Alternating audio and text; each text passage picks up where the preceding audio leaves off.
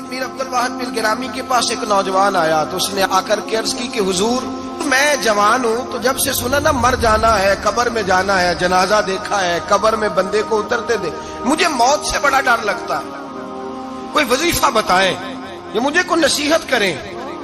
تو میر عبد الواحد بلگرامی رحمت اللہ علیہ فرمانے لگے بیٹے تیری جیب کس طرح کی ہے، پیسے کس طرح کے؟ کہنے لگا حضور بڑا کرم ہے اللہ کا، مالدار ہوں، خوشحال ہوں۔ آپ نے فرمایا ایک پروگرام، یہ نہیں اس کو نفسیاتی طور پہ مطمئن نہیں کیا، نہ آپ نے اسے کوئی وظیفہ بتایا، نہ ذہنی طور پر اسے کوئی لیکچر دیا، کہ فرمایا تیری مالی پوزیشن کس طرح کی ہے؟ کہنے لگا حضور میں الحمدللہ مالدار ہوں، اللہ نے مجھے نوازا ہوا ہے۔ آپ فرمانے لگے اس طرح کر، روزانہ کی بنیاد پہ صدقہ دینا شروع کر، اور فرض نماز کے ساتھ ساتھ روزانہ کی بنیاد پر چند نفل پڑھنے شروع کر، صدقہ روز دے، 10 روپے دے لیکن دینے روزانہ ہے، 15 روپے دے لیکن دینے روزانہ ہے، روزانہ کی بنیاد پر صدقہ کر۔ بچہ کہتا میں بھی حیران تھا کہ حضرت میں تو وظیفہ پوچھنے آیا تھا کہ موت سے ڈر لگتا ہے، انہوں نے مجھے صدقے پہ لگا دیا، نفل پہ لگا دیا، وہ تو کام میں کر رہا ہوں۔ خیر بزرگ تھے، وظیفہ پڑھنے لگا، صدقہ دینے لگا، اللہ اللہ کرنے لگا۔ فرماتے ہیں کچھ دن بیت گئے تو میر عبد الواحد بلگرامی رحمت اللہ علیہ 6-7 ماہ کے بعد دوبارہ ملاقات ہوئی تو فرمانے لگے بیٹے اب تیرا کیا حال ہے؟ تو وہ نوجوان کہنے لگا حضور اب مجھے مرنے سے ڈر نہیں لگتا، بلکہ اب تو میرا مرنے کو دل کرتا ہے، تو دل کرتا ہے، ڈر نہیں لگتا، اب دل کرتا ہے۔ اور حضور آپ نے میرے ساتھ کیا کیا ہے کہ میرا تو دل کرنے لگا ہے مرنے کو، خوف نکل گیا ہے، دل کرنے لگا ہے میں جاؤں۔ تو بڑا خوبصورت ارشاد فرمایا، کیا بات ہے، اللہ والوں کی باتیں اللہ کے لشکروں میں سے لشکر ہوتی۔ میر سید عبد الواحد بلگرامی رحمت اللہ علیہ فرمانے لگے بھائی جس جگہ آدمی کی پراپرٹی ہوتی ہے، جس جگہ اس کا مکان ہوتا ہے، جس جگہ اس کی جائیداد ہوتی ہے، وہاں اس کا جانے کو دل کرتا ہے۔ فرمایا اب تو نے صدقہ دے کے نفل پڑھ کے جنت میں اپنا مکان بک کرا لیا ہے، اب وہاں تیرا پلاٹ ہو گیا ہے، اب تیرا ڈر نہیں لگے گا، اب تیرا جنت میں جانے کو دل کرے گا، اب تیرا وہاں جانے کو جی چاہے گا جہاں آدمی کی زمین نہیں ہوتی، جگہ نہیں ہوتی، سر چھپانے کو مکان نہیں ہوتا۔ بھائی نبی کریم صلی اللہ علیہ وسلم کی بارگاہ میں حضرت عمر آئے، بخاری مسلم میں موجود، کہتے ہیں حضور اٹھے چارپائی سے تو نبی پاک کے کمر مبارک پر موٹے موٹے بان کے نشان تھے۔ عرض کی یا رسول اللہ صلی اللہ علیہ وسلم کیسر و کسرا تو اتنی موج میں ہے، یا رسول اللہ وہ تو اتنی موج کر رہے ہیں اور آپ اس تکلیف میں۔ تو محبوب نے فرمایا عمر کیا تم یہ پسند نہیں کرتے کہ وہ دنیا میں موج کر لے اور اللہ آخرت کی ساری عزتیں ہمیں ہی عطا فرما دے؟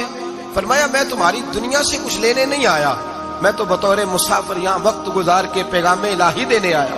تو میرے بھائی جب توحید باری تعالیٰ پر توجہ ہوتی ہے پھر دنیا کی لذتوں پہ دل نہیں لگتا، پھر انسان ساری محنت آخرت کے لیے کرتا ہے، پھر اس کا خیال آخرت کی طرف رہتا ہے۔ اور میرے اعلیٰ حضرت فاضل و محدث بریلوی رحمت اللہ تعالیٰ علیہ فرماتے ہیں جب تیری توجہ توحید باری تعالیٰ کی طرف ہوتی ہے نا پھر تو اپنے آپ کو سنبھال کے نہیں رکھتا، پھر تو تیرا دل کرتا ہے میں جیوں بھی تو اللہ کے لیے، مروں بھی تو، بول کے بتائیے، جیوں بھی تو اور مروں بھی تو، میری زندگی کا مقصد تیرے دین کی سرفرازی، میں اسی لیے مسلمان، میں اسی لیے نمازی۔ پھر دل کرتا ہے کہ جینا مرنا اللہ کے لیے ہو۔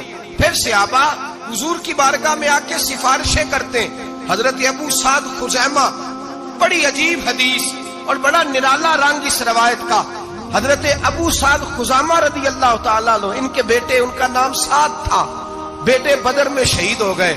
حضور نے احد کے لیے اعلان کیا تو حضرت خزیمہ آئے نبی پاک کی بارگاہ میں اور آ کے کھڑے ہوئے تو عرض کرنے لگے محبوبہ میں دعا کرانے آیا ہوں۔ صحابہ کہتے ہیں لبو لہجے میں اتنا حسن تھا، گفتگو میں اتنی مٹھاس تھی، اس کی بولی کے اندر اتنا پیار تھا کہ ہمارے دل مائل ہو گئے کہ یہ کیا کہنے آئے۔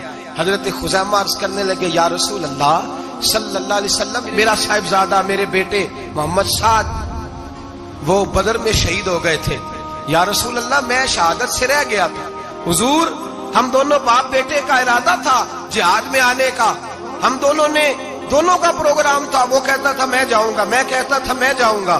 پھر ہم نے قرعہ اندازی کی تو قرہ میرے بیٹے کے نام نکلا، بیٹا میرا آیا بدر میں، پھر اللہ تبارک و تعالیٰ نے اسے شہادت عطا فرمائی، وہ شہید ہو گیا۔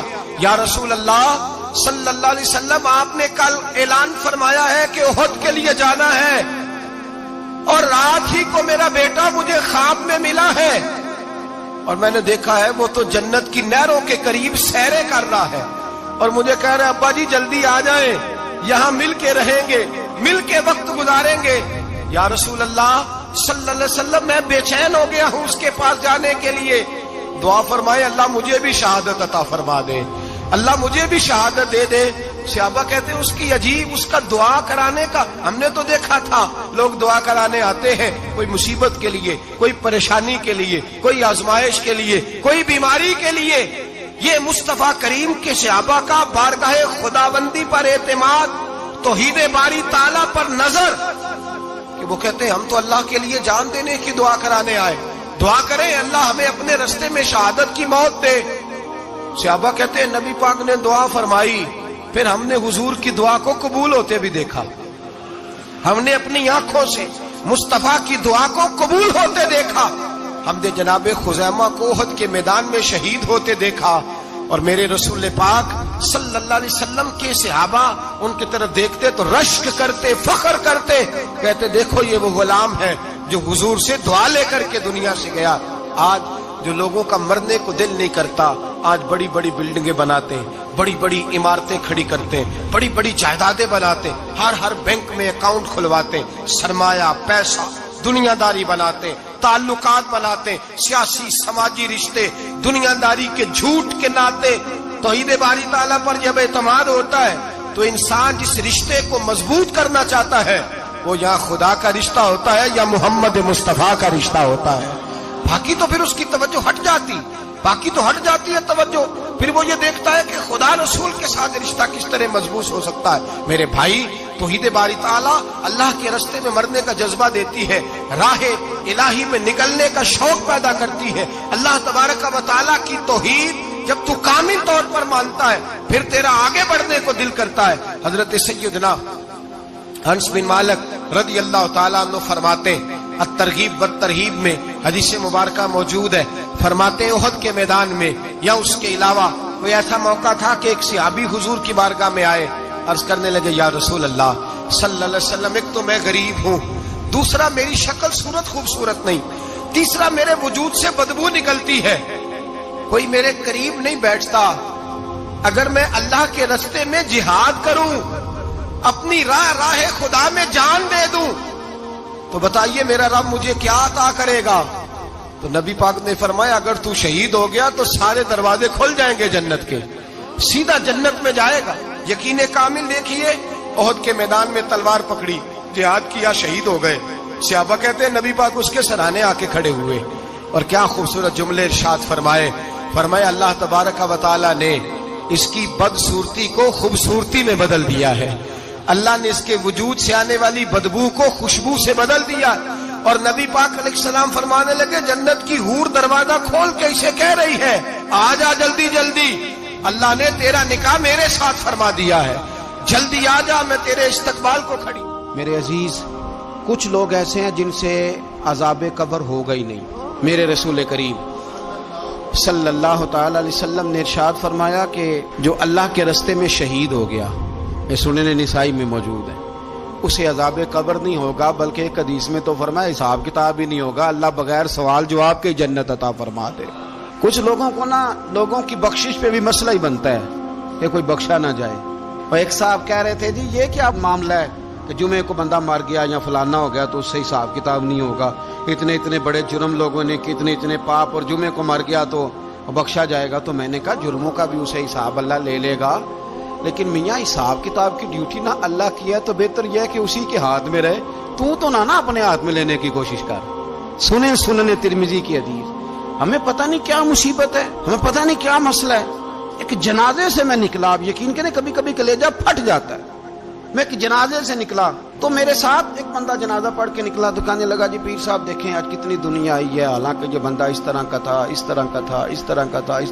میں نے اسے کہا یار تجھے تو فکر ہی لگ گئی ہے کہیں جنت میں چلا ہی نہ جائے، تو اس طرح کرنا جنت کے دروازے کے سامنے کھڑے ہو جانا ڈنڈا لے کے کہ میں نے نہیں جانے دینا. شرم آنی چاہیے ہمیں. اللہ فرماتے ہیں جنت اتنی چوڑی ہے جتنے زمین و آسمان ہے, اس کی چوڑائی زمین اور آسمان کے برابر ہے, تو ہم تو اپنے علاوہ کسی کو جانے نہیں دینا چاہتے جنت میں. اور بس کریں, جنت خدا کا فضل ہے, اور اللہ فرماتے ہیں میرا فضل میں جسے چاہتا ہوں عطا کرتا ہوں. یہ سنن ترمذی کی حدیث, اور اس کے راوی حضرت عبداللہ ابن عمر رضی اللہ تعالیٰ عنہ. نبی پاک علیہ السلام نے فرمایا جو مسلمان جمعے کے دن یا جمعے کی رات کو فوت ہو اس کو اللہ تعالیٰ قبر کی آزمائش سے محفوظ رکھتا ہے. جو جمعے کی رات فوت ہو جائے یا جمعے والے, یعنی جمعے رات اور جمعے کی درمیانی رات چلا جائے یا جمعے والے, تو اللہ اسے عذاب قبر سے. تو میرے عزیز, جو بندہ شہید ہو اس سے عذاب قبر نہیں ہوتا. جو آدمی جمعے کے دن یا جمعے کی رات چلا جائے اسے بھی عذاب قبر نہیں ہوتا.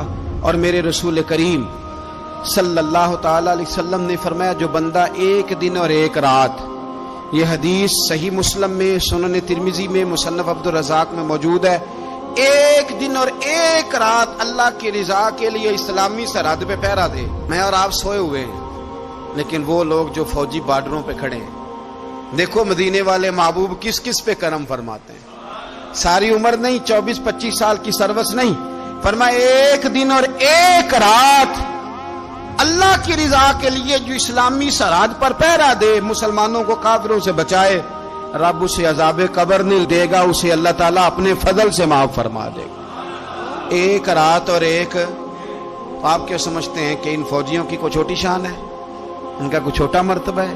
ایک دن اور ایک رات اگر یہ پہرا دیں تو اللہ انہیں اتنا انعام عطا کرتا ہے.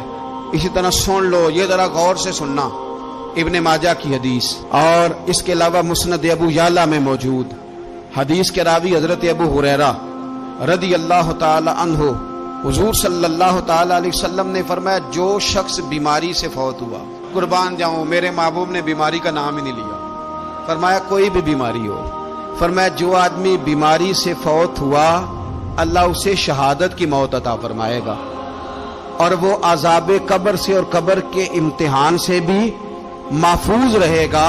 اور حضور فرماتے ہیں اس کو صبح اور شام جنت کے باغوں میں سے رزق دیا جائے گا.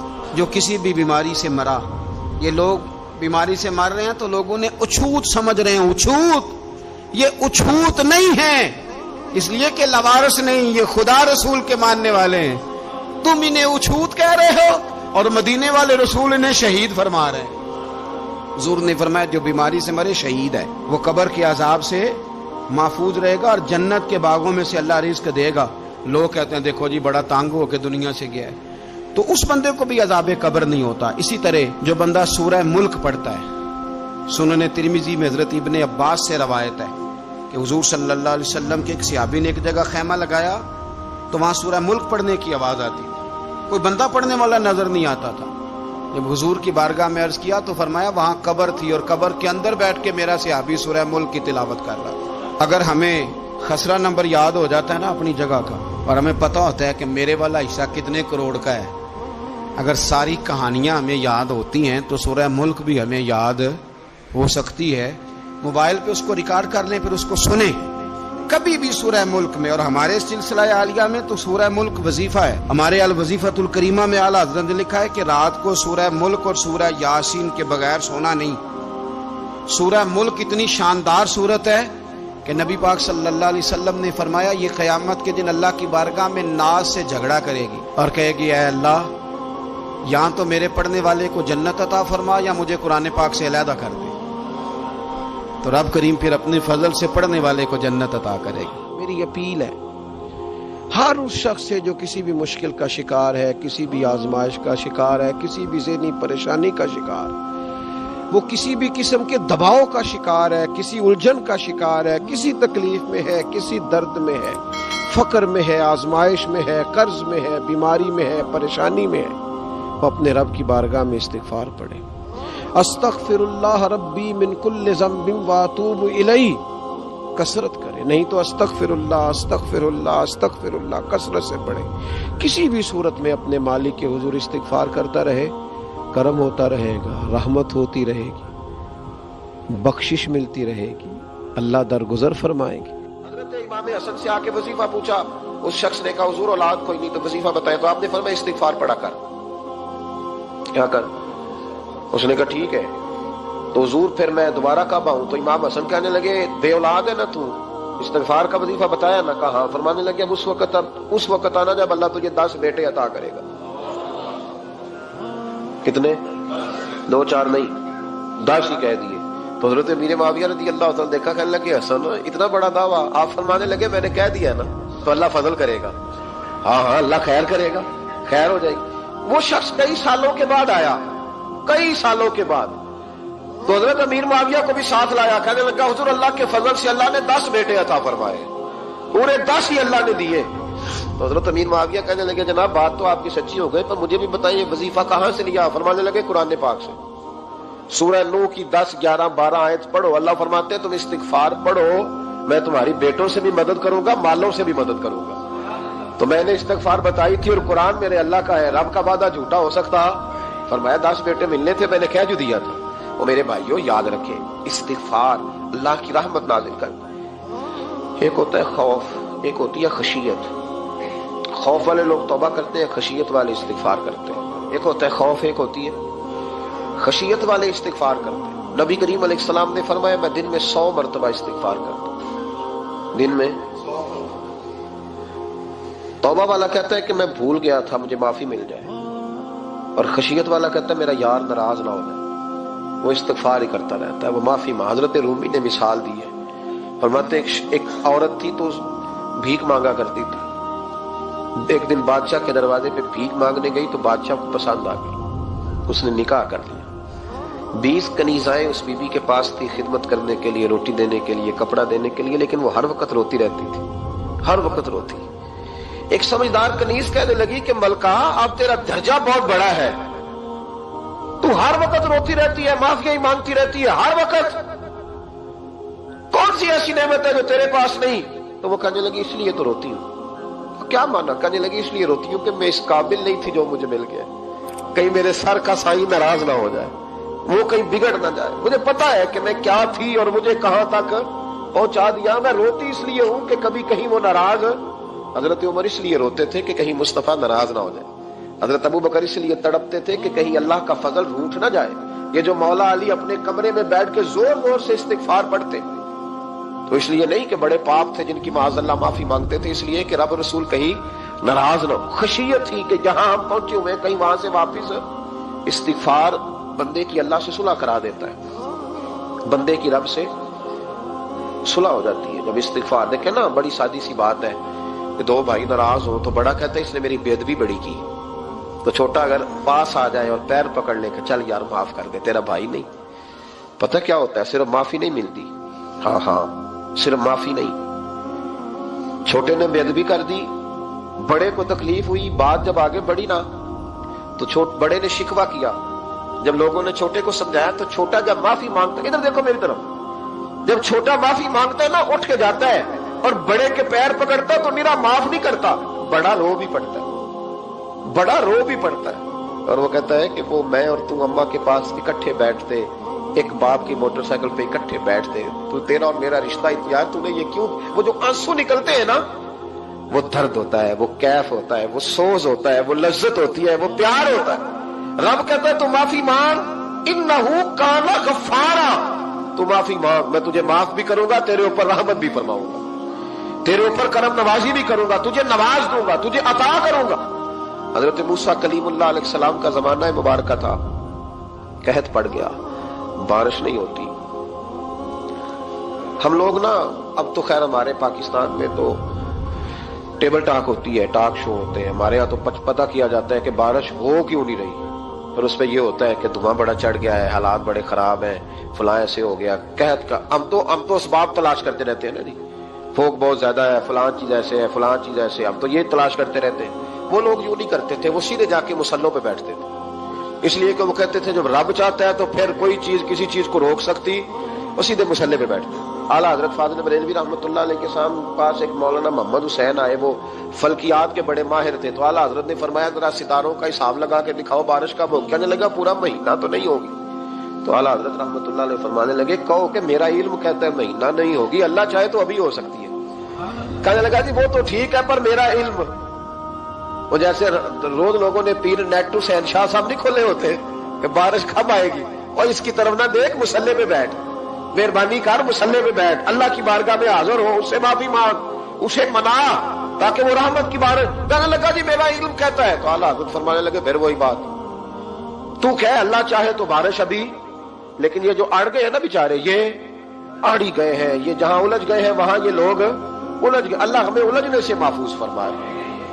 تو اعلیٰ حضرت اٹھے تو فرمایا ٹائم کیا ہوا ہے گھڑی پہ؟ کہنے لگا جی 12۔ تو اعلیٰ حضرت نے گھڑی گھمائی، اب کیا بج گیا؟ کہنے لگا 4 بج گئے۔ فرمانے لگے بج گئے نا 4؟ کہنے لگا جی آپ نے گھڑی گھما جو دی ہے۔ فرمانے لگے اللہ بھی جب چاہے تو ستارے گھما دیتا ہے، اللہ بھی ستارے گھما دیتا ہے بارش۔ کہنے لگا جی وہ تو ٹھیک ہے پر مہینہ نہیں ہو سکتی، اڑا ہوا بندہ اس کا کوئی علاج ہے جو اڑ جو جائے، اس کے لیے قرآن کہتا ہے وَإِذَا خَاطَبَهُمُ الْجَاهِلُونَ قَالُوا سَلَامًا، اسے سلوٹ کرو دور سے، اسے کو تو جان اور تیرا۔ کہنے لگا جی ہو نہیں سکتی پورا مہینہ۔ فرمانے لگے یار تو جا اپنا کام کر۔ وہ شخص کہتا ہے میں نے دروازہ کھولا اعلیٰ حضرت کا، کمرے سے باہر نکلا تو تیز بارش ہو رہی، واپس آیا تو میں نے کہا احمد رضا یہ عقیدہ کہاں سے لیا ہے؟ فرمایا دروازہ مصطفیٰ سے لیا ہے صلی اللہ علیہ وسلم۔ تو یاد رکھیں کہ اللہ کو منانا چاہیے، استغفار کرنا چاہیے۔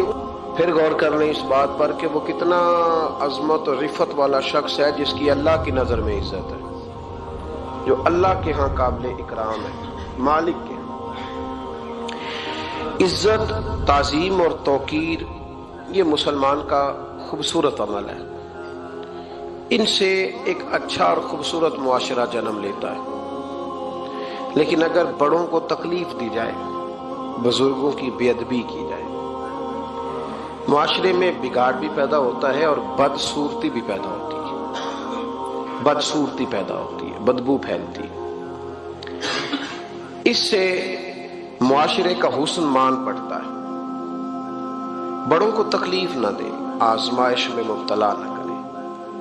جس کو اللہ تبارک و تعالی نے ہم سے بڑا کیا ہے، علم میں کیا ہو، عمل میں کیا ہو، تقوی میں کیا ہو، یا ویسے ہی دین کے اندر اس کی داڑھی سفید ہو گئی، اس شخص کا اکرام کریں، اس کو عزت دیں، اس کے ساتھ ادب والا معاملہ کریں۔ یہ چیز سنوارتی ہے مسلمانوں کو۔ آج کل بے ادبی عام ہو گئی ہے، معاشرے میں زیادہ پاورفل وہ لوگ ہیں جن کی زبانیں زیادہ لمبی ہیں، جو عزتیں زیادہ اتارتے ہیں، لوگ ان سے زیادہ ڈرتے ہیں۔ اپنے آپ کو ان لوگوں نے بڑا پاورفل سمجھنا شروع کر لیا، بلکہ بدتمیزوں کی ایک اچھی ٹیم تیار کر لی جائے تو انسان بہت بڑا اونچا عہدہ بھی حاصل کر سکتا ہے، معاذ اللہ تعالی۔ یہ رواج اچھا نہیں، یہ انداز درست نہیں ہے، یہ طریقہ کار، یہ خوبصورت لوگوں کا طریقہ نہیں، یہ حسین معاشروں کا یہ انداز نہیں ہے۔ یعنی قومی سطح کے لوگ جو دنیا کے اندر کسی ملک کی نمائندگی کریں، وہی اگر ایک پریس کانفرنس اور گھنٹے کے بعد دوسری پریس کانفرنس، فلانے نے کیا وار تو دوسرے نے دیا جواب، تو یہ انداز مہذب قوموں کا نہیں ہوتا، اس سے امیج خراب ہوتا ہے۔ یہی انداز اب ہمارے گھروں میں چلتا ہے، کسی کی ایک بات پر جب تک سامنے والا 11 باتیں نہیں کرتا اتنی دیر تک اس کی روح کو، اس کے دل کو تسلی نہیں ہوتی۔ یہ چیزیں عروج پکڑتی جا رہی ہیں، بزرگ تکلیف میں ہیں، بڑے درد میں ہیں۔ میں نے پہلے بھی ایک دفعہ عرض کیا تھا، ایک بزرگ مجھ سے کہنے لگے کہ آپ دعا کریں میرے بیٹوں کو اللہ نرمی عطا کر دے، وہ بولتے نہیں ٹھیک، ان کا لب و لہجہ صحیح نہیں ہے۔ تو میں نے ان سے کہا کہ بزرگوں جہاں تک میں جانتا ہوں کوئی ایسی بات ہے تو نہیں۔ تو وہ کہنے لگے کہ جس طرح آپ سمجھتے ہیں نا، ہمارے رشتہ دار بھی اور اہل علاقہ سارے یہی سمجھتے ہیں، پر میں تکلیف میں ہوں، میری بیوی تکلیف میں۔ میں نے کہا کہ پھر آپ یہ اتنی زیادہ پردہ پوشی کس بات کی؟ تو وہ کہنے لگے کہ ڈرتا ہوں، اگر لوگوں کے سامنے ہم بات کرتے ہیں تو لوگ کہتے ہیں کہ تم نے تربیت نہیں صحیح کی، اگر میں بات کرتا ہوں تو لوگ مجھ پہ شک کرتے ہیں، کہتے ہیں تو نے رزق نہیں صحیح کھلایا، تو میں درد میں رہتا ہوں، کپڑا اٹھاؤں گا تو میرا اپنا بدن برہنہ ہو جائے گا۔ یار وہ کتنی تکلیف میں ہے باپ جو اپنے سگے بیٹے سے بات نہیں کرتا کہ پتہ نہیں کہاں سے بولے گا، کیا جواب دے گا میری بات کا، یعنی ڈرتا ہے، سہما ہوا رہتا ہے۔ ادھر دیکھیں میری طرف کیا کہہ رہا ہوں، یہ نوجوان ذرا غور کریں، ان لفظوں کی تکلیف محسوس کریں کہ اماں کہتی ہے کہ بھئی میں نہیں اس سے بات کرتی، اس لیے کہ وہ بڑے سخت جملے کہتا ہے، مجھ سے نہیں سہے جاتے، کوئی اور بات کرے، یعنی جس کی ماں بھی اس سے بات کرتے ہوئے ڈرے۔ کوئی نہیں سمجھ آئی آپ کو میری بات کی؟ جس کا والد بھی اس سے بات کرتے ہوئے سہم جائے اور وہ بندہ کہے کہ میں نے تو MBA کیا ہوا ہے، میں تو معاشرے میں جانا پہچانا جاتا ہوں، اللہ کا شکر ہے جی اللہ نے بڑی عزت دی ہوئی ہے، وہ یہ لفظ کہے تو اسے شرم آنی چاہیے۔ جس کے استاد بھی اسے کام بتاتے ہوئے ڈرے کہ بدتمیز ہے، نہیں کرے گا کہ نہیں۔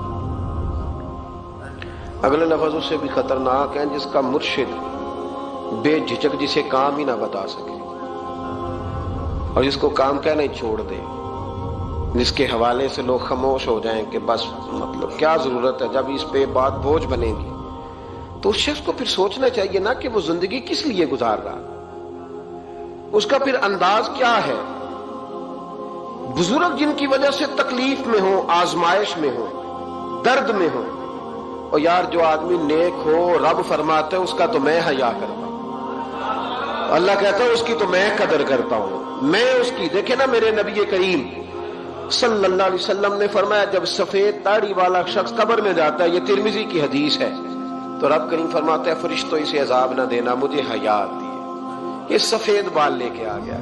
تو جس کی اللہ حیا کرے اس کی میں نہ کروں، اس کی نوجوان نہ کرے، اس کا سیان، جس کی اللہ حیا کرے اس کی ہم حیا ہی نہ کریں، ہمارا لب و لہجہ خطرناک اور خوفناک حد تک چلا جائے، ہمیں ڈھب اور سلیقہ ہی نہ ہو، ہم کہیں او گرم خون ہے جی ذرا احتیاط سے بات کرنا، کیا مانا ہوا اس بات کا؟ گرم خون اور ہوتا ہے اور بے ادبی والا خون اور ہوتا ہے، ان دونوں میں فرق ہوتا ہے، اس کو سمجھنا چاہیے۔ باپ کے سامنے بھی اب یہ اس کا ابا بھی سوچ کے بات کرے، اس کے ساتھ اماں بھی سوچ کے بات کرے، اس کا استاد بھی سوچ کے بات کرے گا۔